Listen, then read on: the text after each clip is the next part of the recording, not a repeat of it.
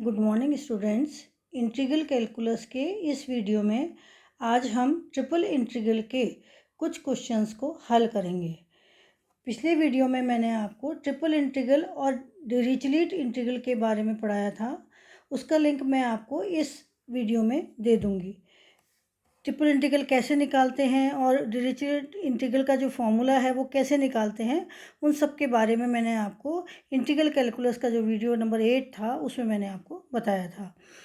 अब इसमें हम क्वेश्चन 1 से स्टार्ट करते हैं। क्वेश्चन 1 है हमारे पास में, evaluate triple integral x square d x d y d z where the region of integration v is, जो region of integration v is enclosed by the plane x बराबर 0, y बराबर 0 and z बराबर 0 and x plus y plus z equal to a।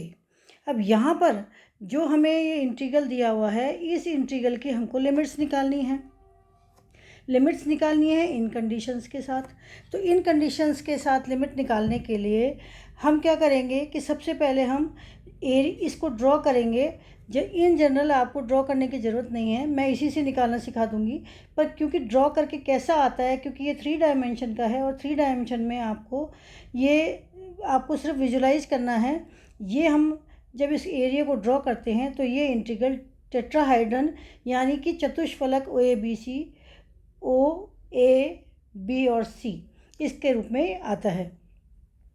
अब हम यहाँ पर क्या करेंगे, जैसे हमारे पास में ये एक्स एक्सिस है, ये वाला हमारे पास में वाई एक्सिस है और ये हमारे पास में जेड एक्सिस है। तो हमारे पास 3 प्लेन हो गए। ये एक्स वाई प्लेन हो गया, इधर ये हमारे पास में एक्स वाई प्लेन हो गया ये वाला।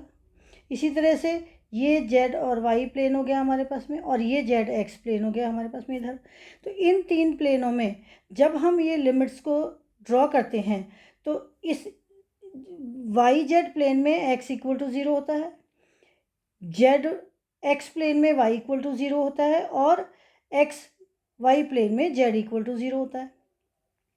साथ में हमको ये दिया हुआ है कि x plus y plus z equal to a है। तो हम इसके यहाँ पर ये ड्रॉ करेंगे और ये जो हम ड्रॉ करते हैं तो इसके जब हम पैरेलल स्ट्रिप्स लेते हैं तो यहाँ पर ये वाला जो एरिया है, ये वाला एरिया हमारे पास में हो जाता है z equal to a minus x minus y.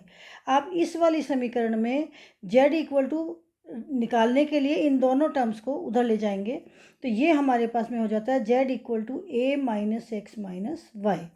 और यहाँ पर साथ में ये वाला जो टर्म है, ये वाला जो एरिया है, ये हमारा हो जाता है z इक्वल टू 0। तो जब हम इसको ड्रॉ कर लेते हैं और इसके लिमिट्स निकालते हैं तो सबसे पहले वर्टिकल कॉलम्स को हमने देखा कि ये इसमें किस में आते हैं, plane z equal to 0 and z equal to a minus x minus y. तो हमारी z की लिमिट्स तो हो गई 0 and a minus x minus y. अब इसी तरह से हमारी y की लिमिट निकालेंगे अब इसके बाद में हम। तो जब हम y की लिमिट निकालते हैं तो इस z को हम 0 मान लेते हैं और यहाँ से हम निकालते हैं, एक लिमिट हमको दी हुई है y इक्वल टू 0 और दूसरी लिमिट यहाँ पर a माइनस एक्स हो जाती है। तो ये हो गई y equal to 0 and y equal to a minus x. और इसी तरह से जब हम x की निकालेंगे तो y और x z दोनों को 0 मान लेंगे तो x इक्वल टू 0 और x इक्वल टू a, ये हमारे पास में लिमिट आ जाती है x की। तो ये जो हमारा एरिया है ये इस तरह से इन तीनों लिमिट से बाउंडेड है। हम इन तीनों लिमिट्स को हम इस इंटीग्रल में रख देंगे और इसके बाद हम इसको हल करेंगे। तो I equal to triple integral v x square d x d y d z equal to, अब हमने लिमिट्स रख दी, सबसे पीछे z की है तो और सबसे पहले dx की है, तो हम सबसे पहले इधर x की रखेंगे तो 0 टू a, फिर y की रखेंगे 0 टू a माइनस एक्स, फिर 0 to a minus x minus y, x square d x d y और डी जेड। अब मैंने आपको जैसे पिछली बार बताया था, क्योंकि यहाँ पर देखो ये 0 है और यहाँ पर a minus x minus y, तो ये x और y की लिमिट में आ रही है। तो ये किसकी लिमिट हो गई, ये ना x की होगी ना y की होगी, ये किसकी हो जाएगी, z की limit.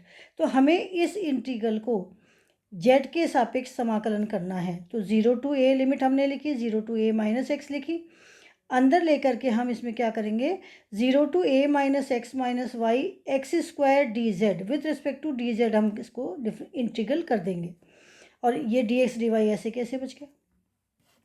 Now zero to a minus x integral ऐसे कैसे लिख देंगे हम, यहाँ पर एक्स स्क्वायर कॉन्स्टेंट है और डी जेड का हमारा इंटीग्रल होता है जेड। अब इसकी हम लिमिट लगा देंगे zero and a minus x minus Y.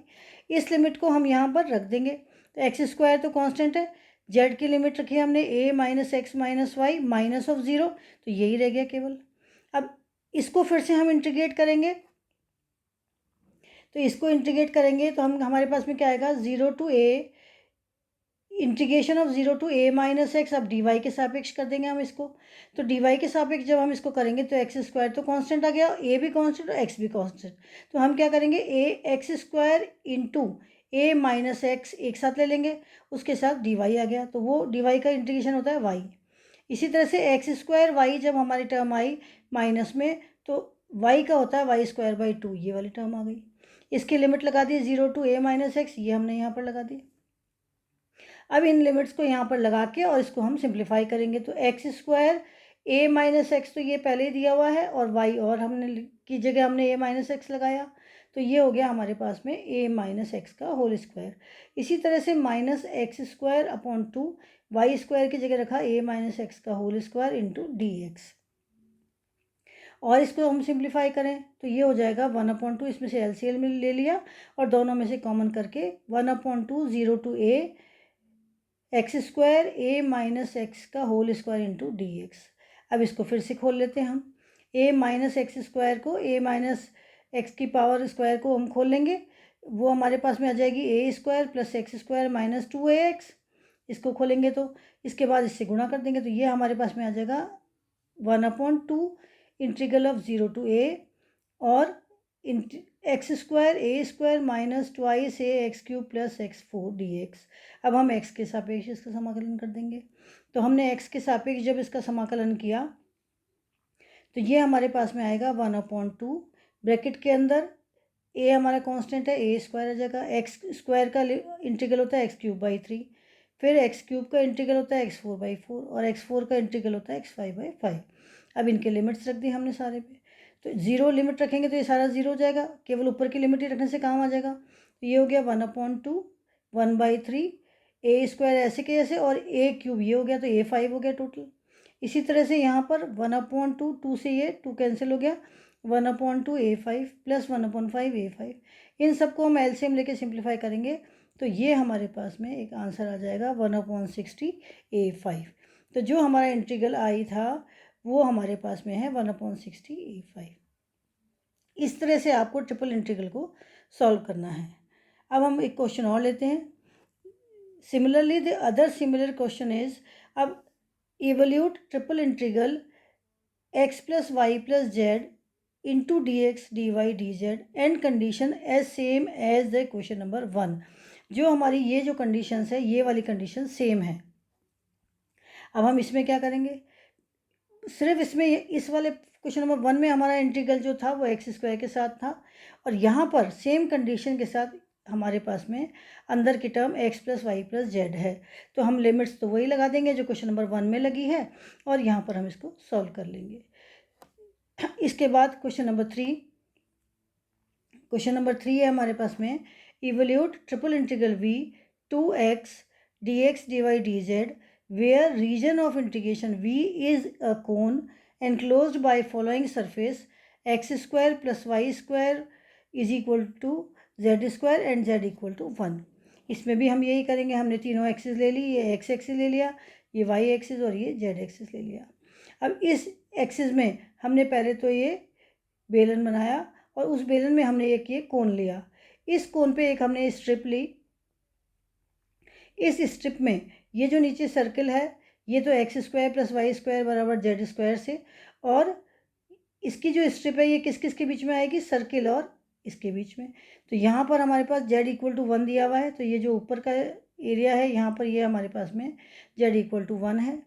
साथ में हमको एक और दिया हुआ है, तो ये इस कोन के यहाँ पर जो सर्कल बनेगा हमारे पास, ये हमारे पास में है x square plus y square equal to z square. तो जेड स्क्वायर की जगह हम यहाँ पर वन लिख देंगे, तो ये जेड की जगह हम फिर under root of x square plus y square रख देंगे। तो जेड की हमारे पास में दो लिमिट हो गई, एक तो ये और एक अंडर रूट करके ये। तो ये हमने यहाँ पर लिखी z equal to one and z equal to x square plus y square under the root. Vertical columns bounded by this region, इन दोनों रीजन के द्वारा ये वर्टिकल कॉलम्स जो हैं ये बाउंडेड हैं। अब एक्स वाई प्लेन के लिए जो हमारी रीजन आर की लिमिट है वो क्या हो जाएगी, मैंने आपको पहले सिखाया था, यहाँ जेड 1 दिया हुआ है, यहाँ 1 रख दीजिए, और y square equal to 1 minus x square हो जाएगा, और y square equal to 1 minus x square को जब हम वाई की टर्म में निकालेंगे तो plus minus under root of 1 minus x square हो जाएगा। यहाँ पर देखिए x square plus y square equal to हमने 1 रख दिया, तो y square equal to 1 minus x square, और y equal two plus minus under root of 1 minus x square हो जाएगा। तो एक लिमिट हमारे पास में आ गई प्लस के साथ और एक लिमिट आ गई माइनस के साथ, तो ये हमारे पास में वाई की लिमिट आ गई जो मैंने यहाँ पर लिखी है, ये पॉजिटिव है और ये इधर नेगेटिव हो गई। इसी तरह से जब ये जो स्ट्रिप है हमारी ये मूव होती है, ये यहाँ से लेके यहाँ तक मूव होगी, तो ये x इक्वल टू -1 से और 1 तक, ये कैसे निकालेंगे, अब इस वाली समीकरण में y बराबर 0 रख दीजिए, तो इसमें हमारे पास में एक्स स्क्वायर बराबर कितना हो जाएगा 1, तो x इक्वल टू कितना हो जाएगा +-1। तो इस तरह से हम इन ट्रिपल इंटीग्रल्स की लिमिट्स निकालते हैं। इसलिए triple integral v to z, sorry यहाँ पर ये क्वेश्चन में 2z आएगा, यहाँ पर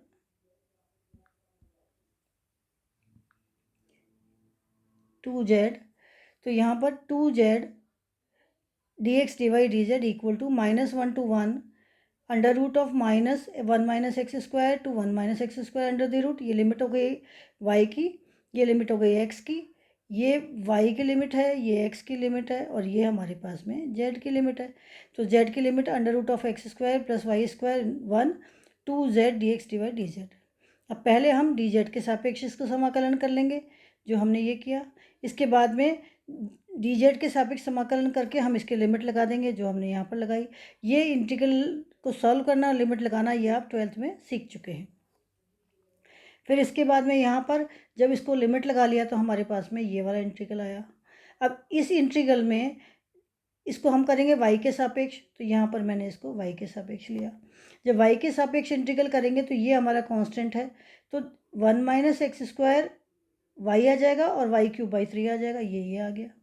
अभी फिर इसमें लिमिट लगा दी हमने, इसकी लिमिट्स को लगा करके फिर से हमने इसको सिंप्लीफाई किया, तो यहाँ देखिए 1 minus x square into y क्या है 1 minus x square under the root, ये लिख दिया हमने यहाँ पर y की पावर क्यूब, तो 1 माइनस एक्स स्क्वायर हाफ तो ये है ही, और ये क्यूब है तो 3/2, ये वाली टर्म आ गई। इसके बाद में माइनस लिमिट लगा दी और हमने ये टर्म्स रख ली। इस पूरे को जब हमने खोला तो यहाँ पर ये वाली टर्म और ये वाली टर्म दोनों जुड़ जाएगी, ट्वाइस ऑफ दिस हो जाएगा। इसी तरह से ये वाली टर्म और ये वाली टर्म ये दोनों माइनस में जुड़ जाएगी और ये 2/3 ऑफ दिस हो जाएगा। अब इसको हम अलग अलग इंटीग्रल कर लेंगे, -1 to 1 ऑफ दिस, ये दोनों सेम है 3/2 पावर में, तो इसको हम एलसीएम लेकर के, और ये हमारे पास में आंसर अभी आना है, ये हमारे पास में इक्वेशन इंटीग्रल आया। अब इस इंटीग्रल को हम यहाँ पर -1 to 1 है, तो हम प्रॉपर्टी ऑफ फाइनाइट इंटीग्रल्स की जो प्रॉपर्टीज़ होती हैं -a to a is equal to 0 to a में जो आ जाती है, वो हमने यहाँ पर इसको रख दिया है। इसके बाद में अब इसको हल करने के लिए गामा फंक्शन की डेफिनेशन हमें पता होती है, तो यहाँ पर हम x equal to sine theta substitute कर देंगे, तो dx equal to cos theta d theta आ जाएगा। जब थीटा इक्वल टू 0 है, सॉरी जब x इक्वल टू 0 है तो थीटा इक्वल टू भी 0 हो जाएगा, जब x इक्वल टू 1 है तो थीटा इक्वल टू π/2 हो जाएगा। तो ये हमारे पास में लिमिट्स आ जाएंगी, इन लिमिट्स को हम यहाँ पर रख देंगे।